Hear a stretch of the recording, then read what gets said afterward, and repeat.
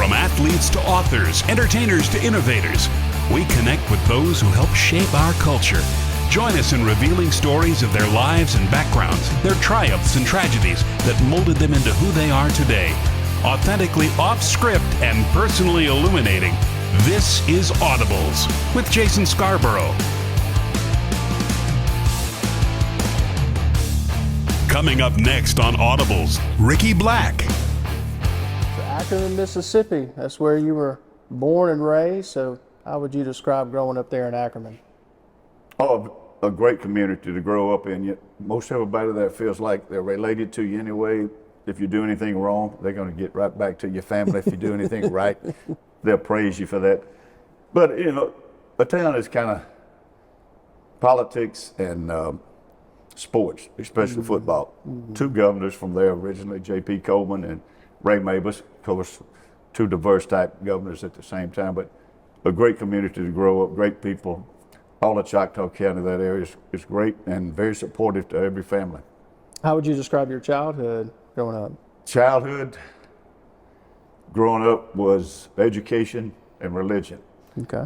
Yes, belonging to a Competent Presbyterian church. My mother was the piano player at the church, and we did not have a piano in the house. So we'd have to go to church to practice. We did that. We never missed a service. If your mother's the only piano player, you don't miss a service. You get a lot of singing. But we never did grow up playing the piano ourselves, which was really I guess regretted that many years later. That I wished I did have that skill. But it was a lot of community activity, but church.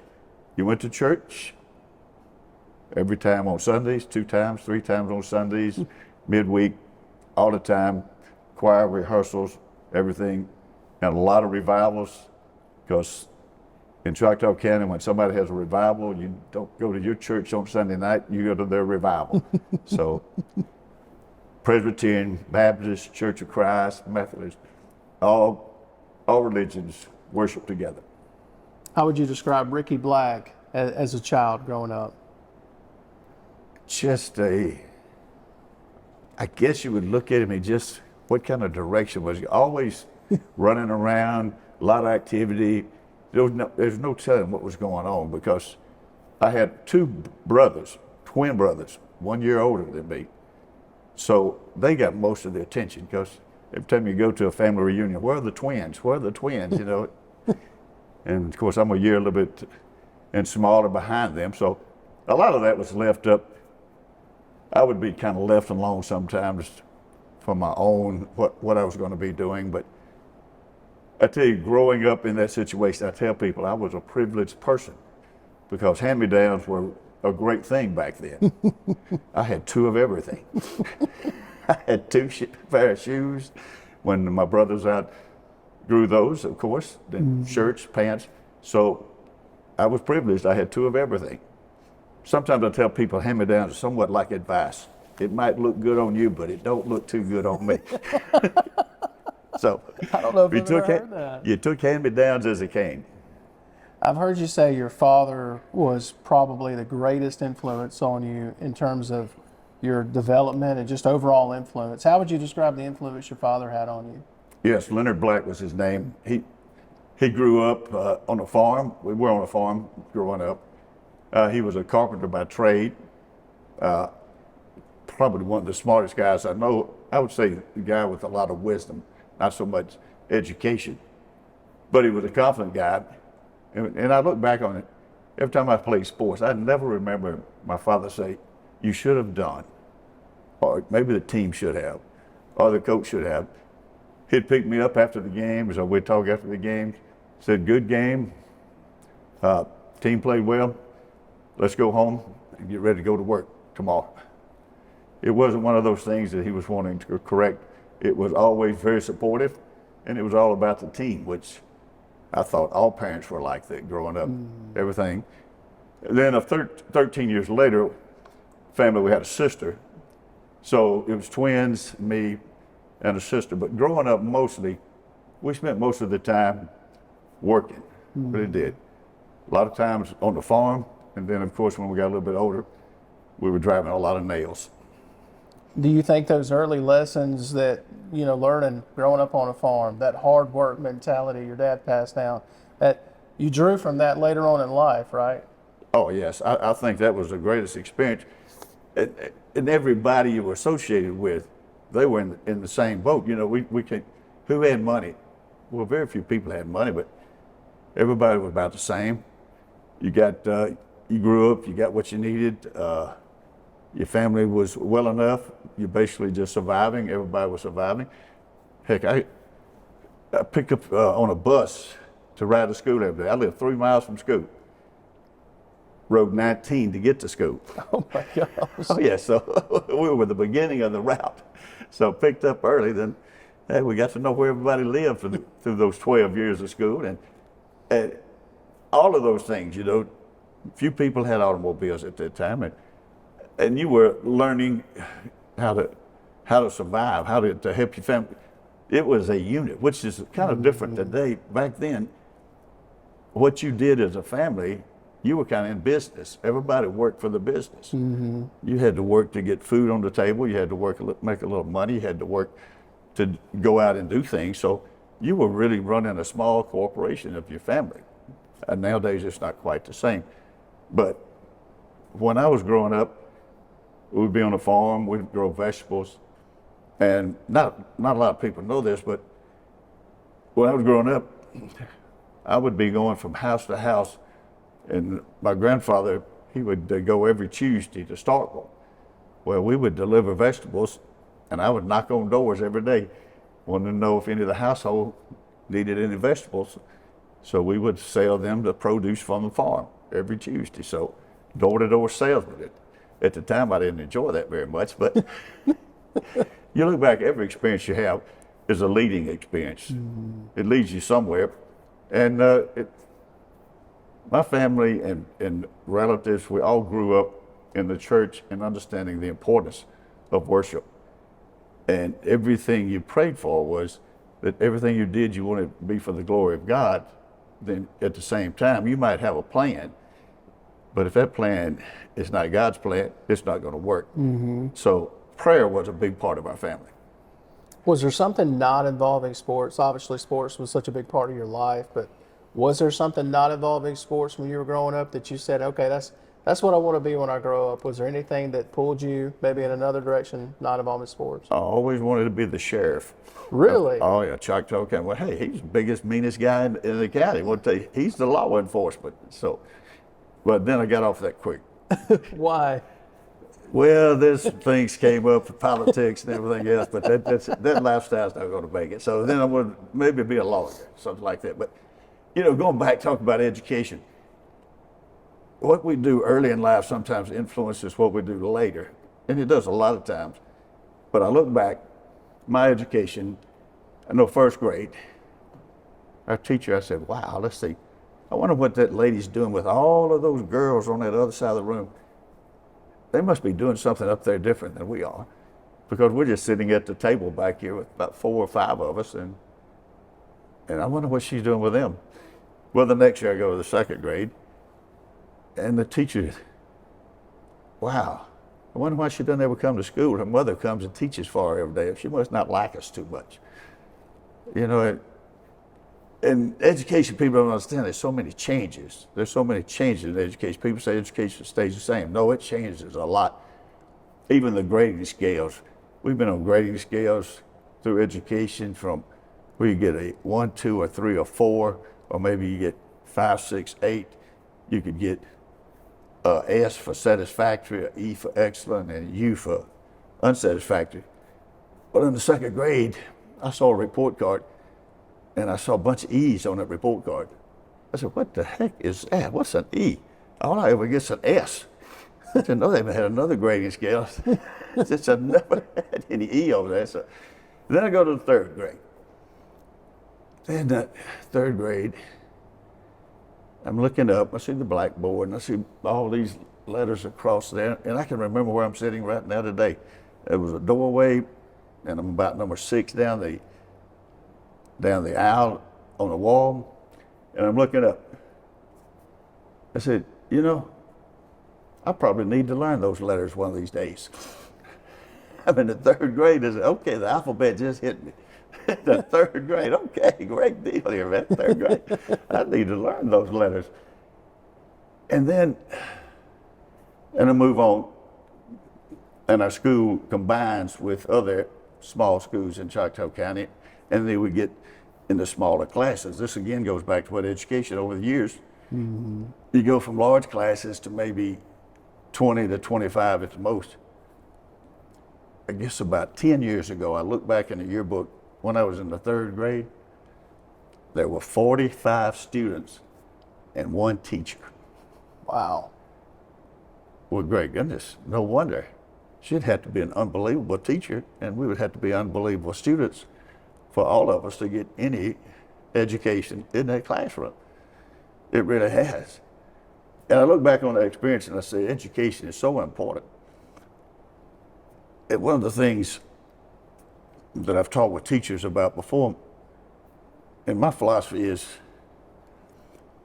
don't let ignorance outsmart you. Mm-hmm. Don't let ignorance outsmart you. I said, because when we're teaching, we're not just teaching one way to affect one student. We're teaching in a bunch of ways to affect everybody. Mm-hmm. You can't come in and say, well, that kid can't learn. Well, have you used 4 or 5 different techniques to teach him? Don't just use one technique, because there's a battle out there between ignorance and intelligence. So you're on the battle. If you're teaching it, you're fighting ignorance, because there's a resistance sometimes. It's not talking about they can't learn. There's just a resistance. Fight through that resistance. Because I look back at my education, I needed somebody to fight through the ignorance part I was playing. Mm-hmm. And finally I found those teachers in the 5th grade that finally caught on to what kind of a student I was, and they were able to teach me. And I felt like, hey, once I graduated, I graduated number 6 in our class. So something happened to me during that time, which a teacher found out exactly what could connect with me. And that's what education has got to be about. Everybody has the ability to learn. We've just got to find the correct method to teach them. Don't go anywhere. Audibles returns in a moment here on the Spirit Media Network.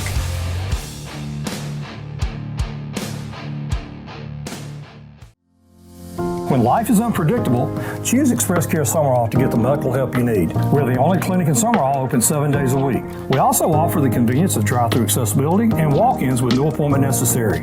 Our nurse practitioners Sarah Dawn Locke and Kobe Smith welcome you to our location on Highway 42 next to Fox's Pizza. Find your new primary care provider, Express Care Summerall, where your health care matters.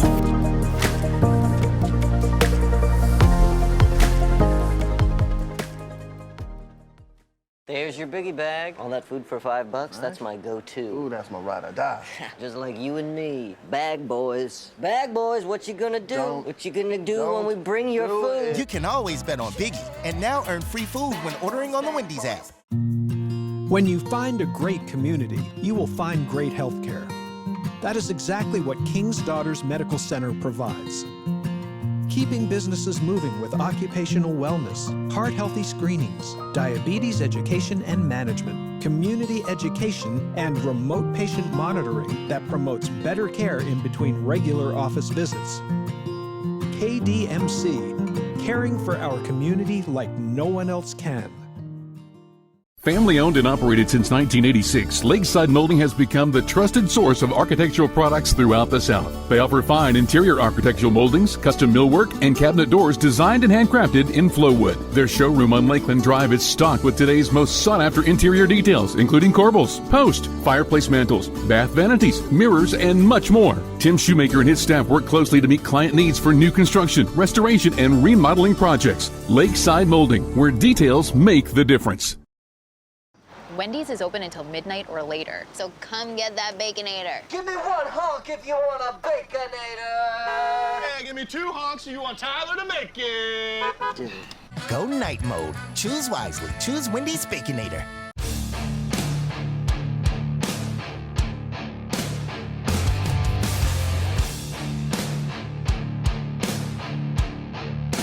So 7th grade, you really started to immerse yourself in the game of football. In 8th grade, and you're the quarterback. Tell me about that experience becoming the quarterback for your football team and how that came to pass. Well, seventh grade was the first time I played really any organized team sports, and of course, seventh grade I played tight end at that time, a defensive end, but when it came to the eighth grade year, somebody had to play quarterback. So I tried out for quarterback, won that position, and really enjoyed playing quarterback. Really enjoyed the part of the game that was the quarterback's responsibility, not only athletic part of it, but the mentality part of it and the leadership part about it. So I felt comfortable playing that position. Back then, even from the junior high to the high school level, the quarterback on the team called a lot of the plays. The coach didn't send plays in from the sideline. The quarterback would call the plays himself. So that was exciting for me too. And of course, mixing that with all the football that you would watch on TV, of course, now I'm just getting a TV in my life at about when I'm in the second or third grade. So that was a gradual process itself too. But you were saying there might be one pro game on a week, one college game on a week, and that's about it, all you would see. So the rest of it was your attendance to high school football, and high school football was huge. All communities, it was rivals. You played close teams, you played teams at a distance, you played everybody. Teams 3 times the size of you. There was kind of no classification at that time, it was conferences. So you could be playing the school that was 3 times as big as you, or you could be playing one that was maybe even smaller than you. So it was a lot of different competition, and it wasn't classified. It was just, if you were close by, you played. So you finish at Ackerman, you go on to Holmes Community College, you have a productive career there, and I heard in another interview you talked about how those 2 years really helped develop you in terms of becoming a stronger person. What did you mean by that? How did that help you become stronger, a stronger player, stronger person? Well, I think growing up in a community like Ackerman, it's very involved in the community. Everybody feels the same way, everybody has the same loyalty, and everybody same respect. It's kind of all one unit. Well, then you go off to college and you run into these different types of communities, or different type personalities, or different type value systems. So that was a huge change. But at the same time, it got to where you could develop yourself and the team as a group, bringing all those different individuals together. And I thought that was one of the biggest things. And plus, it's a different coaching style in college. It's a different attitude in college. So you've got to prove yourself in a lot of different ways. And one of the things I go back and tell any of our guys that would play college football, don't try to figure out what the coaches are thinking. College coaches are going to think a little bit different than high school coaches. There's going to be totally different involvement. They might be thinking about something totally different than you are. So don't be trying to figure out, if you got a problem, ask them. Don't be trying to figure out the coaches. But I thought my experience at Holmes, 2 great years at Holmes, I would recommend anybody playing junior college football, community college football. It was 2 great years, met a lot of friends there, and of course met my wife there, which was a great thing and a big part of my life. So you go on, you finish at Mississippi State, and then you start your coaching career. You come back to Ackerman as an assistant coach, and then make the transition to Kosciuszko. Was that hard to leave your hometown and really take your first big job, so to speak, at Kosciuszko? Well, it really was. It was very hard to do that. It was kind of hard to leave playing football too at Holmes. Then for the next 2 years, I went to Mississippi State, was not playing. Linda and I got married during that time, and I went to school, and she went to work supporting me. Basically, that's what it was. And so those 2 years, and I worked kind of as a volunteer with Ackerman during that time, and I was calling high school basketball games at that time too, because I played basketball when I was in high school. Also played all sports, so that was quite a learning experience to me, being an official in basketball. So I did that during that time. Then I graduated from Mississippi State, and then Art Nestor was a head coach there, and I coached it 1 year with them. We had a very good season that year, and he was offered the job as a head coach at Kosciuszko, and I was assistant for 1 year. And then I decided to join him. He offered me a job there too. So we went down there and worked. And during that time, I was offered the job at Ackerman, but I knew really at that time I wasn't really ready to do that. And it goes back to belief, you know, everything goes back, what's God's plan for you? And God's plan for me at that time was not to be a head coach, and it was not to do that. It was to go on and get some more experience. So went to Kosciuszko, and couldn't have had a better time, couldn't have been a better time to be at Kosciuszko. Great football town, great community, loved it there, and we found a lot of support there for the football team, and really fortunate for me, ran into a lot of good athletes. Well, and then you have another decision to make because Tupelo comes a calling, and you got to make another decision. So here you are again, having to make a difficult decision, but Tupelo's a bigger school. Weren't really the Tupelo we know now at the time, and you had a decision to make. So what all went into that decision process to go to Tupelo? Really, that's a very tough decision, very tough. And I want to go back, the only time I ever got a raise moving was leaving Ackerman to Kosciuszko. And people probably can't understand that, but got a small raise to do that. But then spent 5 years as a head coach at Kosciuszko and had some great teams there and some really great players, great support. We had just bought a house. People were so supportive. Linda was head of the Chamber of Commerce there, and we were redoing the house. My father was coming down with his contracting crew and redoing the house, and we were just getting started renewing, and Tupelo called. Okay. Good opportunity, we think, with a lot of upsides, but no job for my wife. It's a pay cut. It's hard to believe that Kosciuszko was paying more than Tupelo did, but that was the case. And bought a house we hadn't moved into. A lot of things said don't do this, but again, the plan was to go. So we go to Tupelo, and very tough job there. Very tough job. A very great community, very supportive, but it wasn't the same that I was used to in Kosciuszko, where football was king. In Tupelo, football was another thing. It wasn't a king. It was just another one of the things people were doing. I mean, Linda and I would be invited to parties on Friday. I said, we're coaching on Friday. Oh, so okay. That's, you wouldn't be invited to any parties at Kosciuszko on Friday, but Tupelo, football was not one of the biggest things there. So we knew we had some work to do there. Started off, won 8 games that first year. Then we went through a little bit of lull. Then we started really putting together a good football team. I know one of the, I guess, funniest things was Linda would come to practice and she said, well, I saw you at practice today. I said, yes, I saw you on the hill too, looking over the field. She said, I saw you at practice today. I said, yes, I saw you up there. She said, let me tell you what I'm talking about. At Kosciuszko, when you got all the guys around you, I never saw you. When I get to Tupelo, all the guys get around you, I still see you. We're not very big, are we? I said, no, we're not. We're not. We had one guy weighed over 200 pounds that first year I was there, and he quit. And so we started from that. Our nose guard weighed 145, defensive end weighed 145. We were very small people. And my whole football teaching philosophy had to change from a wishbone where we were blowing them off the line of scrimmage to a lot of different things to try to fool people and move the football in a different way. So, yes. And your ego takes a beating at that time too, because I thought Kosciuszko football was really good because of Ricky Black. Kosciuszko football was really good because of the players. That's the basic of any team. It's the players. Yes, the intelligence of the coach really rises with the better players you have.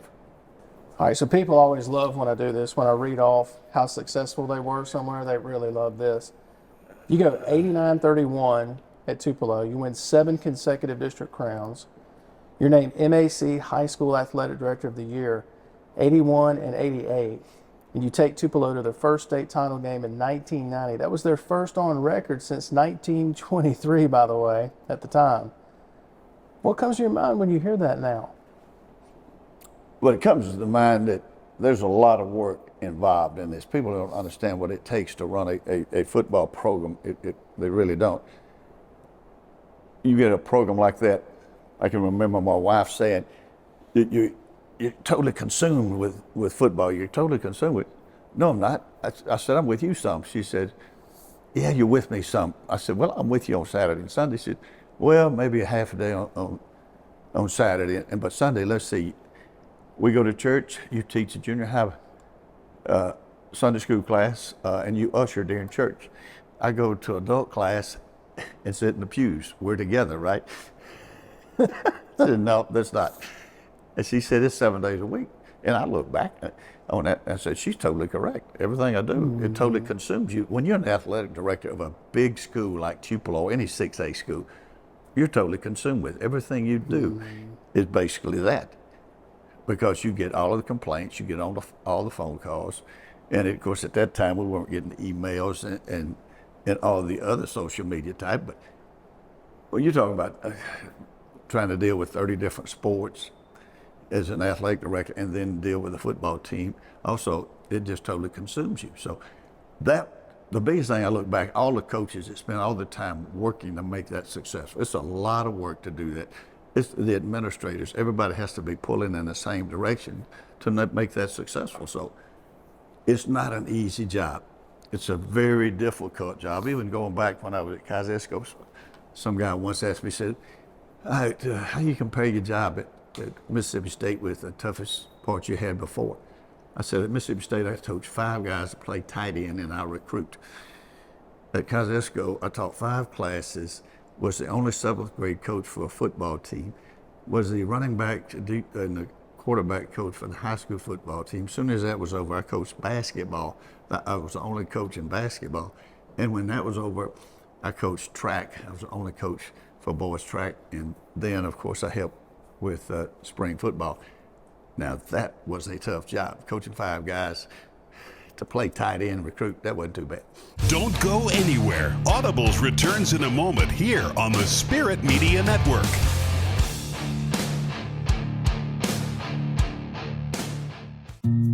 We believe patient-centered care is where it all begins.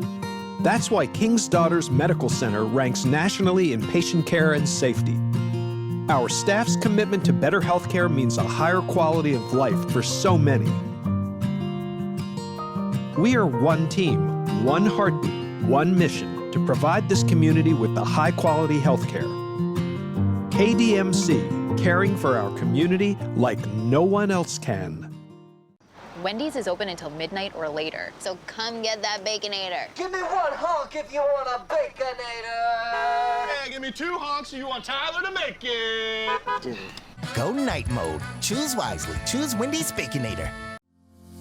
When life is unpredictable, choose Express Care Summerall to get the medical help you need. We're the only clinic in Summerall open 7 days a week. We also offer the convenience of drive-through accessibility and walk-ins with no appointment necessary. Our nurse practitioners Sarah Dawn Locke and Kobe Smith welcome you to our location on Highway 42 next to Fox's Pizza. Find your new primary care provider, Express Care Summerall, where your health care matters.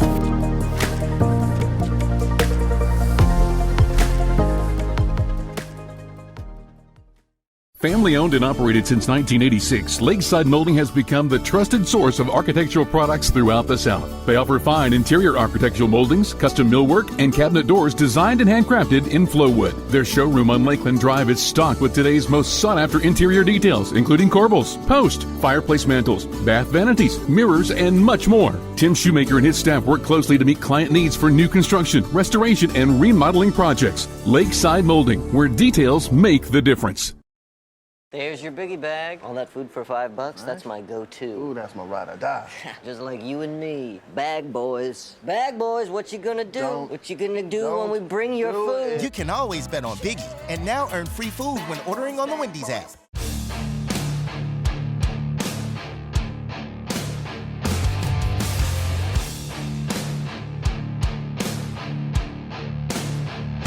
So you have all this success at Tupelo, and then you get a call in '91 from Coach Jackie Sherrill at Mississippi State. I think I heard you say that at first when the call came, you were like, yeah, right. Oh, yeah. You didn't even believe it. Oh, yeah. Because we just went to the state championship. That was the first time Tupelo had been to the state championship since it was revised in 1982. And coming off of a great season, having a lot of good players coming back. And, and so one Sunday afternoon, I get a call and said, "This is Jackie Sherrill." I said, "Sure it is."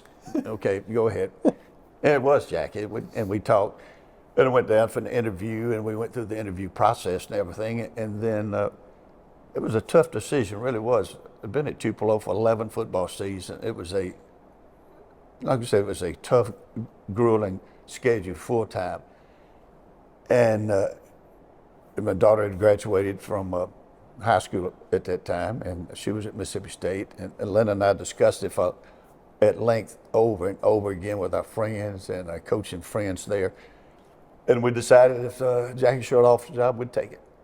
So he called back, and I said, give me one more day to think about it, Coach. So he gave me one more day, and I said, okay, we're coming. So we took the job in January, and we were on the first staff. He was coming to Mississippi and hiring a coach out of the high school ranks. So I went there and joined a very good coaching staff. Good guys there. Yeah, that experience in Mississippi State, I've always wanted to ask you how that helped you going forward. You know, for your next coaching job at Jackson Prep, being on a college staff, that had to improve your skills even more. How did you take in all the information and all the things you learned at Mississippi State? Well, it's just like everything else. Once you go through that experience, what did you capture from that was good, and what did you capture from that really wasn't so good? You know, in that situation, you learn what to do and what not to do sometimes. And in situations, you've got to be in that learning curve. You always don't want to be the teacher. How boring would it be if you were always the teacher? You would like to be learning. You'd like to be learning at the same time. So in this situation, this was a great opportunity to learn from guys that had been around for a while and coaching. And I did learn a lot on the offensive side and the defensive side, and a lot on the organization, the part about it, and how to handle it and deal with young men at a different age level and a different group setting. And it was a great experience. Linda and I really enjoyed those 6 years we were there at Mississippi State, and had some great time, great wins, and winning the games against Alabama, playing Ole Miss on the campus again for the first time in many years. All of those experiences were really great. And my experience dealing with all different kinds of coaches, from Jackie Sherrill, Bruce Arians, and all through that time, great coaching experience, and we really loved it. Well, then in '97, you've got yet another decision to make. Jackson Prep comes a calling. They want you to come back to the high school ranks and be the head coach. What made you, or did you ever feel like, whatever told you we're going to be a really great fit? Was there something that told you that you might be a great fit at Jackson Prep, or what made it make sense to you to go to Jackson Prep? Really, I did. I did not know that much about Jackson Prep at that time. Growing up in Mississippi, coaching in the public schools for 20 years, in that experience, I really didn't know anything about the private school business. And of course, growing up in the public school, it was kind of almost your enemy. That they're out there, they're doing a service of education. You are too, but it's kind of different. So you go through that, and one of our coaches that recruited there said, it's a good school. You need to really seriously think about it, possibly doing that. And I said, well, okay, I'll do it. And again, being led to do that, it was not quite my plan. It wasn't quite the plan that we had in mind at the time. So, okay, we'll do this. Let's see if we can do this for a while and see how it turns out. We'll try this a couple of years and see. And it was a great fit. It was a great relationship. It's some of the greatest people I've met, and the different opinions. You know, you're coming into Jackson Prep, your perception of what Jackson Prep was from the outside as to what it is inside. My whole perception had changed, and I was wrong about a lot of things. And dealing with Jackson Prep, it was one of the greatest things, and coaching there was one of the greatest experiences I've ever had. Well, you're off and running at Jackson Prep. You win your first 10 games. I'm going to read to you again. People love when I do this. Here's a snapshot of what your career at Prep was.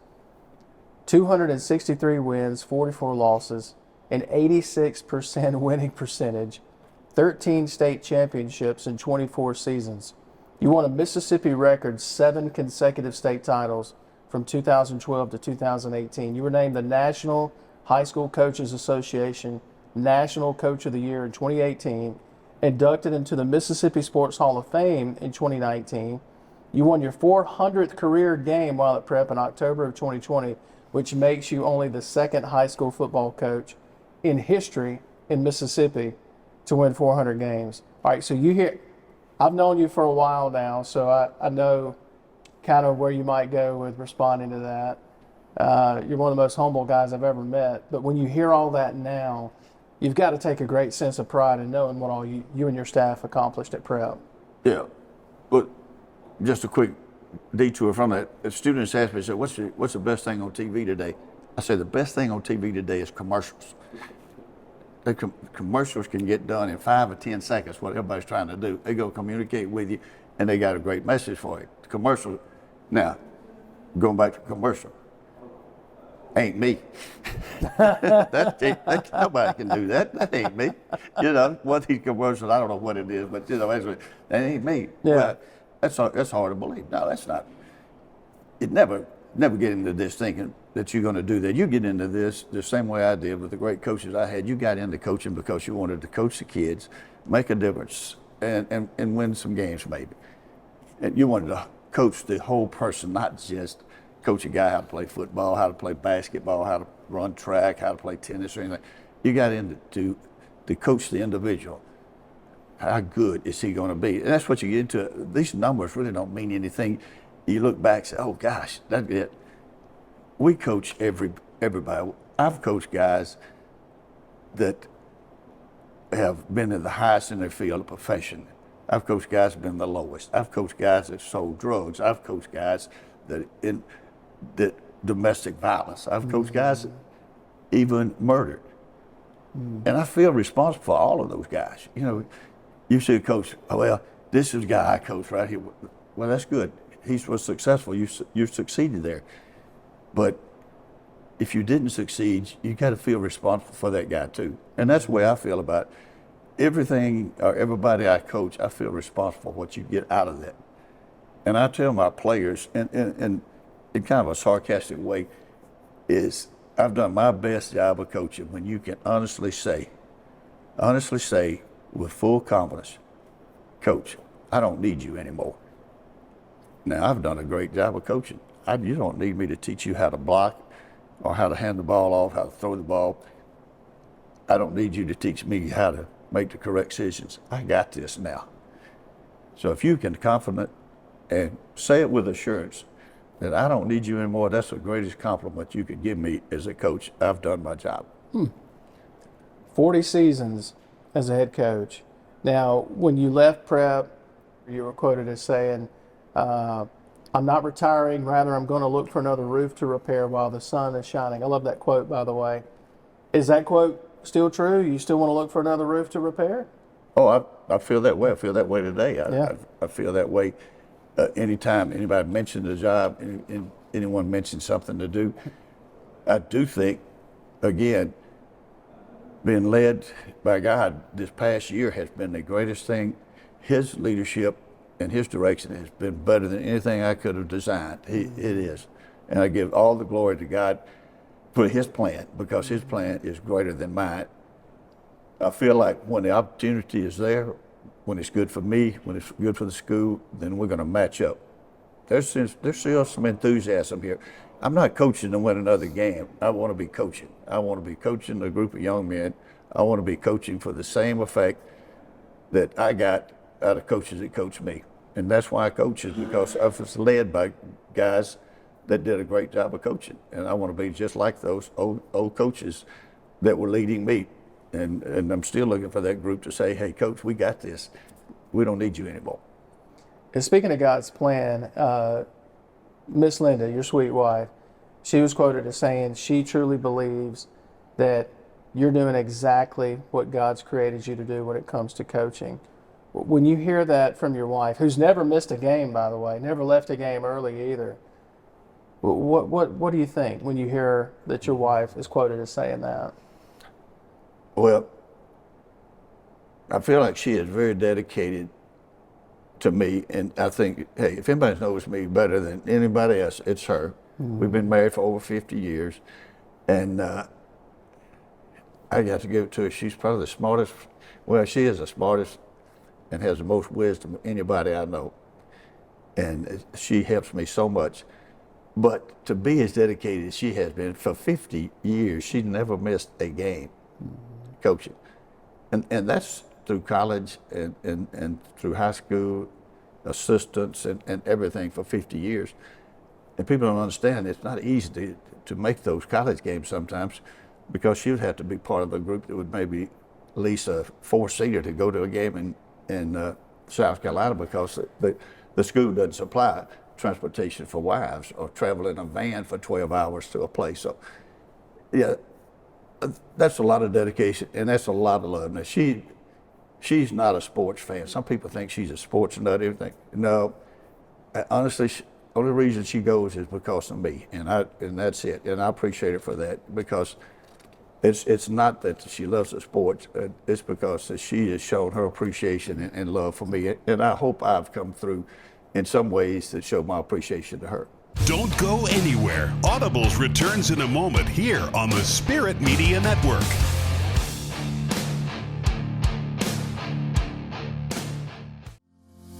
When life is unpredictable, choose Express Care Summerall to get the medical help you need. We're the only clinic in Summerall open 7 days a week. We also offer the convenience of drive-through accessibility and walk-ins with no appointment necessary. Our nurse practitioners Sarah Dawn Locke and Kobe Smith welcome you to our location on Highway 42 next to Fox's Pizza. Find your new primary care provider, Express Care Summerall, where your health care matters.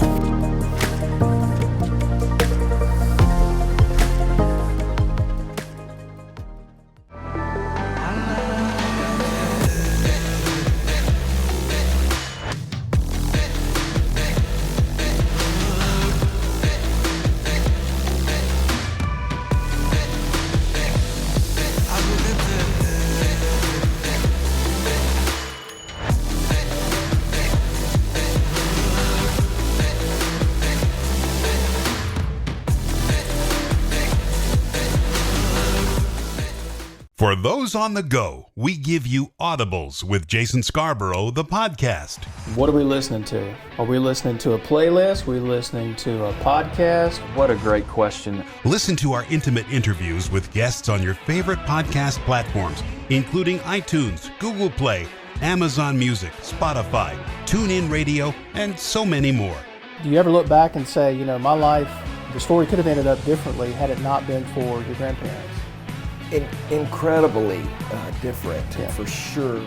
Plus, you'll hear behind-the-scenes commentary on each guest, interview preparation, location, and so much more from Jason himself.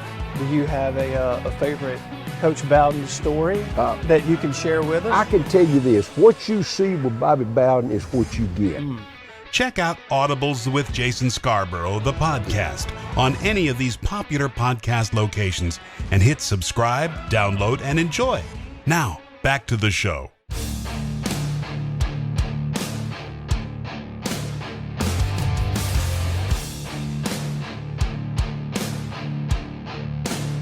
I've always wanted to ask you this next question, going back to the days when you and I used to do radio interviews together. What do you do when you're just winding down to relax? What's Ricky Black like at home? I mean, what do you do just to chill out? What's your go-to? Well, Ricky Black and Linda Black have been putting out Christmas decorations almost full time for about 4 days now. We've got a lot of Christmas decorations, and we like to put those out.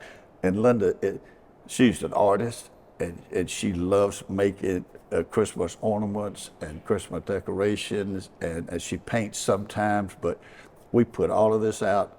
Our house looks just like it's an explosion of glitter. It's just out there, and I love it. She loves it. We love Christmas.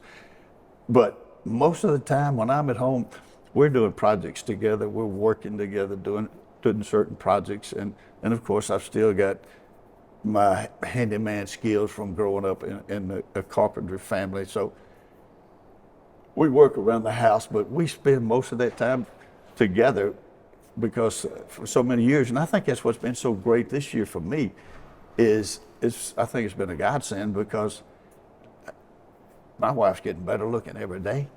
She's getting wiser every day. She's great to be around every day. So, hey, I kind of like being with her. I really do. I've enjoyed that. All right, so I got to ask you, if we get, and I'm asking you this too, because I remember one time you called in, we had you on my old Friday Night End Zone show, and we the music we were playing, you made a compliment about it. You said, hey, I don't know who's picking the music, but whoever's doing it, great job. So you love good music. So I got to know, if we're getting in your car or truck, are we listening to a podcast? What kind of music are we listening to? What are we listening to? Well, you're not listening to music. You really listen to Moody. Because I don't listen to music in my truck because I like to use that time as some thinking most of the time. But I like all kinds of music. If it's good, if it's rap music, I enjoy that. I like hard rock music, mellow, religious music, quartets, any of that music is fine. And that's why I think watching The Voice on TV, you get all kinds there. I'm not really particular to one kind, but I do. I enjoy music. But the biggest thing in all of this coaching experience and all of life and dealing with people, I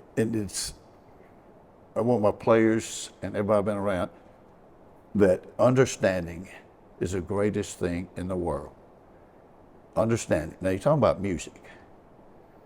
Ray Charles, 66 or 67, had a song out called Understanding. Mm-hmm. I'm sure you don't understand that.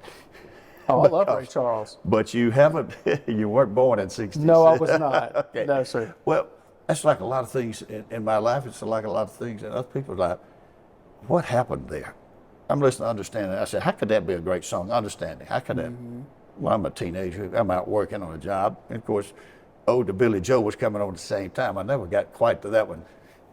Billy Joe McAllister, when he jumped off the Tallahatchie Bridge. But Understanding stood with me. And that's taken me all the way into coaching. And that's what I tell players. In this song, Ray Charles writes, understanding is the greatest thing in the world. Understanding is understanding the consequences of what you do are important. If you go through and figure out why it's important that you do certain things, this is going to happen to you. You do this set of things, this is going to happen to you. And that's good and bad. So if you can get understanding is the greatest thing in the world, and marriage teaches you that quicker than anything else. Anytime you've got to learn to communicate, and being selfish is not always good. Being greedy is not always good. Sharing is good. Yes, accepting is good. So understanding is the greatest thing in the world. Final question. Your dad had such a great impact on you. What do you think he would think about all your success, all that you've accomplished, all the kids you've impacted over the years, from the Ryan Buchanans to the Jerrion Ely's, just to borrow some more recent names? What do you think he would think of all your success? He would think, he said, did you do what your mother said do? And is everybody pleased with what you've done? Have you done your best? And have you treated everybody like you would want them to treat you? That would be his say, and said, let's go to work now. I think he'd be proud of you. I know he would. Oh, I think he would be too, because that was one of the things always growing up. He said, do the best you can, treat people with respect, and everything will be good for you. Hey, look, this is an interview I wanted to do for a long time. I can't thank you enough for being a guest on our show. Hey, man, it's been my pleasure. It really has been great visiting with you again. I hope we get to do it again soon. Father, we thank you for this team. We thank you for Friday again. We thank you for football. Thank you for this opportunity to play this sport. Watch over us through this game. And Lord, we always give you the praise. And it's your name we pray. Amen. Thanks for watching. We'll see you next week for another episode of Audibles with Jason Scarborough.